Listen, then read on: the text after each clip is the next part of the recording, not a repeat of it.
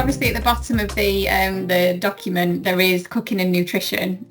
So I just wanted to ask you, what do you think the core principles are within cooking and nutrition? Are they different to design and technology? I just wanted to know what your thoughts were. I don't think they are, because actually, if you look at the design process as it's prescribed or semi-prescribed in there, isn't that what you do when you're designing a meal? You do your research, you do your ideas, so how can this be put together? You do some risk assessment, because that's quite important, and you know, I've seen so many schools that spend ages doing HACCP and very little time cooking. I think the issue for food is the amount of time that you can do what you're supposed to do.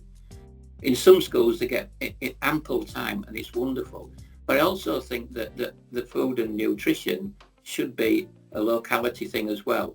So you should be making, I mean, you think about the richness and diversity of the cultures in school and what those things can be doing for the locale. In other words, having events, having tasting events. You know, you're turning the food room into a food studio, and that's how you should be looking at it.